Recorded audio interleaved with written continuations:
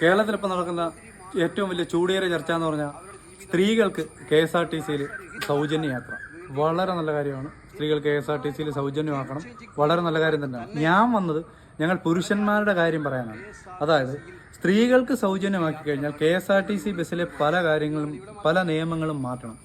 സ്ത്രീകളുടെ സീറ്റിൽ പുരുഷന്മാർ യാത്ര ചെയ്യരുത് എന്ന നിയമം മാറ്റി അവിടെ പുരുഷന്മാരുടെ സീറ്റിൽ സ്ത്രീകൾ യാത്ര ചെയ്യരുത് എന്ന് എഴുതി വെക്കണം. ഒന്ന്. രണ്ടാമത്തെ കാര്യം എന്ന് പറഞ്ഞു കഴിഞ്ഞാൽ KSRTC നടുക്കൂട് ഡിവൈഡർ വെച്ചിട്ട് KSRTC 2 ക്യാബിനാക്കണം. സ്ത്രീകൾക്ക് ഒരു ക്യാബിൻ, അതുപോലെ പുരുഷന്മാർക്ക് ഒരു ക്യാബിൻ. കാരണം എന്ന് പറഞ്ഞു കഴിഞ്ഞാൽ കണ്ടക്ടർ ജോലി ഒരുപാട് കുറയും.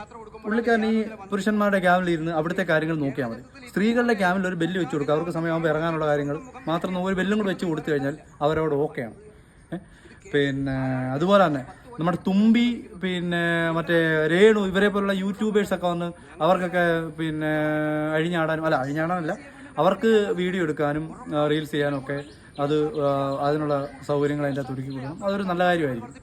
പിന്നെ KSRTC എന്നുള്ള പേര് മാറ്റി KLRTC എന്നാക്കണം. Kerala ladies road transport corporation. അങ്ങനെ ആക്കണം. കാരണം ഞാനിതൊക്കെ പറയുന്നതെന്ന് പറഞ്ഞു കഴിഞ്ഞാൽ സ്ത്രീകൾ ഇപ്പം തന്നെ കേരളത്തിൽ ഏറ്റവും കൂടുതൽ KSRTC യാത്ര ചെയ്യുന്ന സ്ത്രീ യാത്രക്കാരാണ്. ഫ്രീയും കൂടെ ആക്കി കഴിഞ്ഞാൽ പിന്നെ സ്ത്രീകളുടെ അഴിഞ്ഞാട്ടമായിരിക്കും ഈ ബസ്സിനുള്ളിൽ.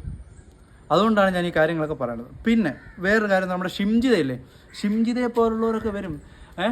അവൻ അവിടെ ഇവിടെയൊക്കെ ഒന്ന് കാണിച്ച് ഒന്ന് മുട്ടിച്ച് ഒന്ന് റീച്ച് ആവാൻ വേണ്ടി വരും. അവർക്കൊക്കെ അതിനൊക്കെ ഒരു അന്തരമാവും. ഈ ക്യാബിൻ ഉണ്ടാകുമ്പോൾ അതൊക്കെ അങ്ങ് നിൽക്കും. ഒരു പാവപ്പെട്ട ദീപക് എന്ന് പറഞ്ഞ പാവം പിടിച്ച കോഴിക്കോട്ടുകാരൻ ആത്മഹത്യ ചെയ്തു. ഇവള് വന്ന് ഷിംജിത വന്നൊന്ന് മുട്ടിച്ചിട്ട് റീച്ച് ആവാൻ വേണ്ടി വീഡിയോ എടുത്തതാണ്. അന്നേരം അതിനൊക്കെ ഒരു അന്തരം ഉണ്ടാവും. അതൊക്കെ അങ്ങ് കഴിയും. പിന്നെ ഇതുപോലെ തന്നെ ഇപ്പം ഗുരുവായൂർ തൊഴുതുകൊണ്ടിരിക്കുന്ന ഒരു യുവതി അല്ലെങ്കിൽ 1-2 സ്ത്രീകൾ അവർക്ക് അവിടെ നിന്നും പെട്ടെന്ന് അവിടെ തൊഴുതിറങ്ങി ഉടനെ അവർക്ക് തിരുവനന്തപുരം മൃഗശാല കാണണം. ശരി, അന്നേരം അവരവിടെ നിന്ന് KSRTC കൊണ്ട് കയറുകയാണ്.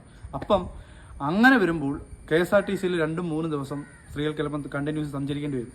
അപ്പോൾ അവർക്ക് അവരുടെ സാനിറ്ററി നാപ്കിൻ അതുപോലുള്ള അതിനുള്ള ഒരു സംവിധാനം പ്രൊവൈഡ് ചെയ്യാൻ KSRTC ആ ഫ്രണ്ട് ക്യാബിൻ, സ്ത്രീകളുടെ ക്യാബിനിൽ ഒരു സംവിധാനം ഒപ്പിക്കണം. അതൊരു വളരെ നല്ല കാര്യമായിരിക്കും.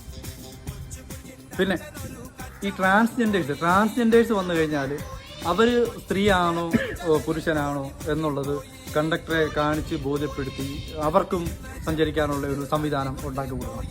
അത് വളരെ ആവശ്യമുള്ളൊരു കാര്യമാണ്.